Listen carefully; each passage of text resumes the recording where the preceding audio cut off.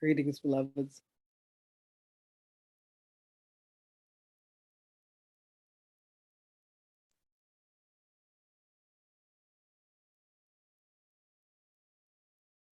You may look at another and you may think that they have gone ahead of you.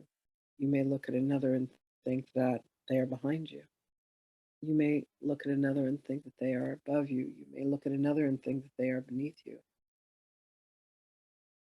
And all of this is an egoic perception and perspective that only engenders separation. When you look upon another and see that they are exactly where you are and that you are exactly where they are, you fall into the arms of grace. There is a knowing and an understanding that there is no separation, there is no veil between. There is nothing that could possibly keep you from another. There is nothing that could possibly move you from the very thread, the very fabric of existence that weaves and binds all beingness together. And that essence is the essence of love. Its ability and its capacity to create is infinite. You have all recently seen pictures of the mind allowing itself to perceive how vast and how far the universe is. And understand, beloveds, that this is all the expansion and the extension of God's love. And as you continue to dismantle the aspects of you that have held yourself as separate, that have held yourself as different, that have held yourselves as needy and longing and wanting, and you allow love to be what it is, the driving, energetic substance of existence, you will find that there is nothing that you want. You will find that there is nothing that you need. You will find that every desire and every wish that you have is granted immediately. For that is the way that it works. And the only thing that has you believe in a delay is the part of you that feeds the sense of separation. And that disappears in a breath, in an absolute instant moment of knowing that what you are is love. And that you begin to see that everything is created through your exhale, through the ways in which you've defined what love is and what love isn't.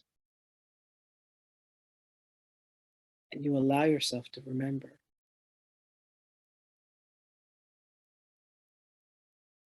that the nuance of the plant, the nuance of the home, the nuance of the beings that you have brought into your life have all been manifest by you as a play, as a dance.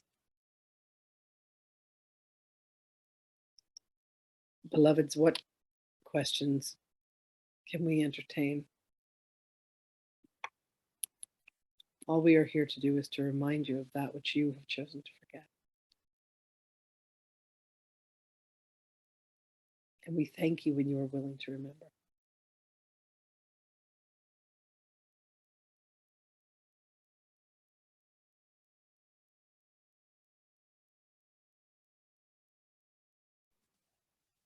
I have a question.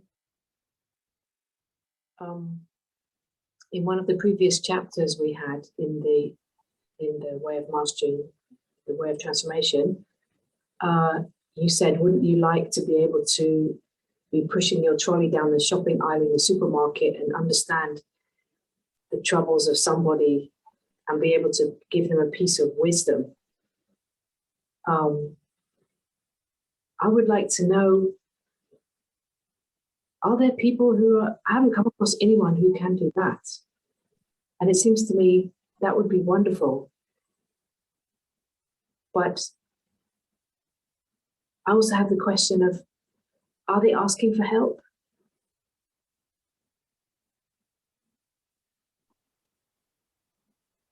Can you explain that? What if you were the first to do it? Yes, please. When you look upon another, what do you see?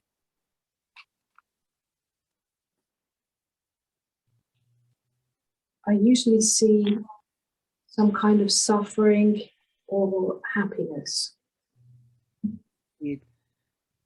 And you think that the suffering or the happiness exists outside of you in your perception of them. Yes. What if you could understand that it is a mirror and that the suffering or the happiness that you see is a projection coming from you outwards onto the screen?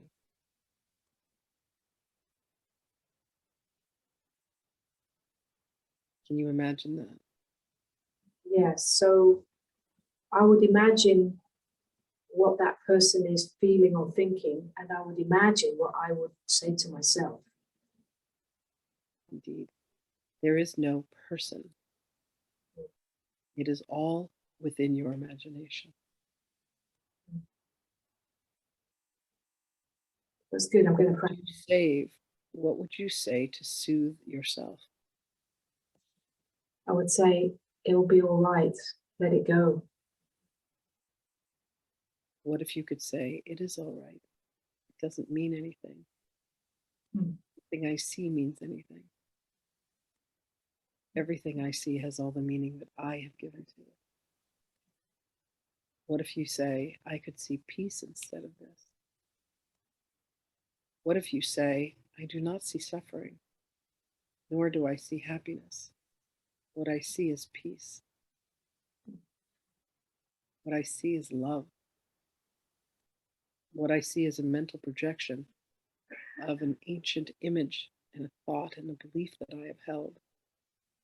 And I now surrender that to the truth of the law, which is that only love is real. So rather than thinking that they need to be healed or they need to be fixed or they need to hear your great wisdom, what if all that you could offer is love? Recognizing that truly the love that you are offering is to self as an extension of the good, the holy, and the beautiful. Beloveds, you are all innocent, and yet you walk through a world thinking that everyone is guilty. Oh, look at how this one is suffering. How can I comfort them? Oh, look at how this one is ill. Let me heal them. Oh, look at how this one does not know I must be the one to teach them. Oh, look at how this one is blind. Let me be the one that shows them how to see.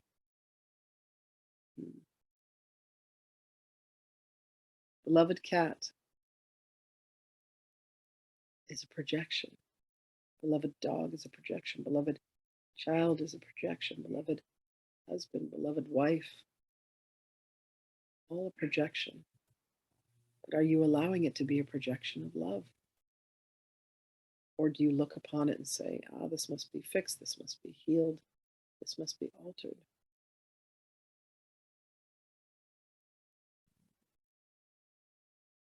Beloved, be that one who looks upon all and sees them through the eyes of love. Watch the landscape of your world transform before your very eyes.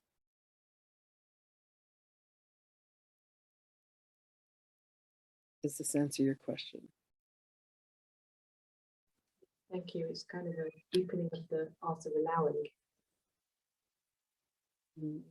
Indeed. Thank you.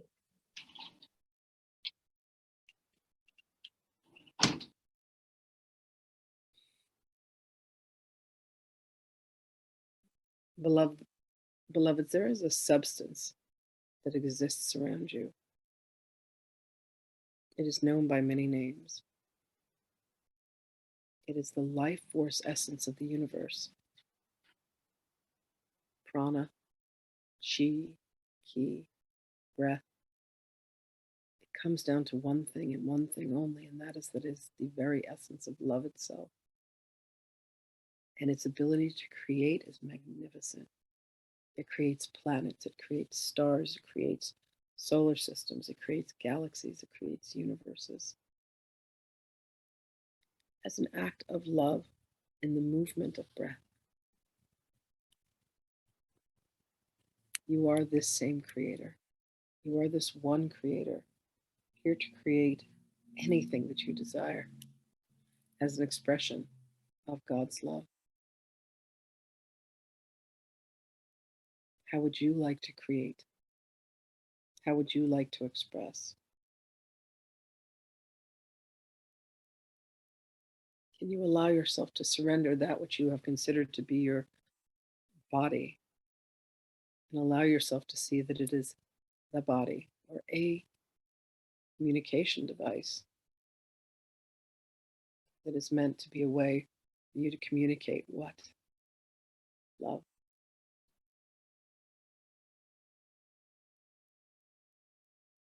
Have you any other questions, beloved ones?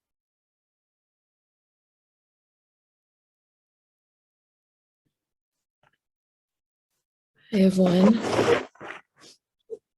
You have many.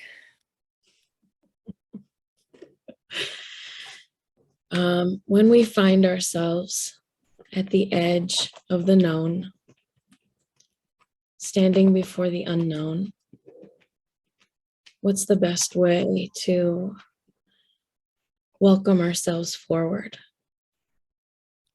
Create an opening. Imagine a doorway before you. Open the doorway and walk through. So Hannah Grace teaches you to imagine yourself in a garden of peace.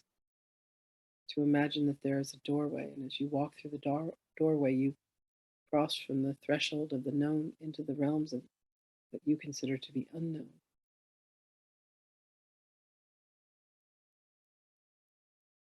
Beloved, you will come to see that there is nothing that is unknown to you when you allow yourself to surrender that you know anything.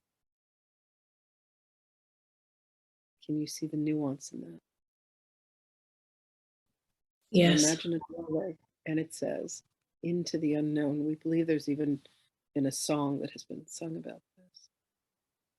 Into the unknown, and open the door and enter. And you will come to see that what has been held so fastidiously in this realm of the land of the knowing, when you step into the realm of the unknown, you become one with all. So Hannah Grace refers to it as this hall of records. Beloveds, it is where you have surrendered the identification with the duality of this realm, and you have stepped into what is known as the realm of the Akash, which is boundless space. Boundless space means, therefore, it is not defined. And in this undefined existence, everything exists simultaneously as nothing exists. It is defined by your choices within your mind, which you are welcome to change at any moment. So if you are willing to step into the unknown, you immediately recover the very essence of yourself as a Christed being. Because a Christed being does not have the definition, I was not the Christ alone, and therefore you are not. I was the very definition of the Christed being, saying, you are as I am.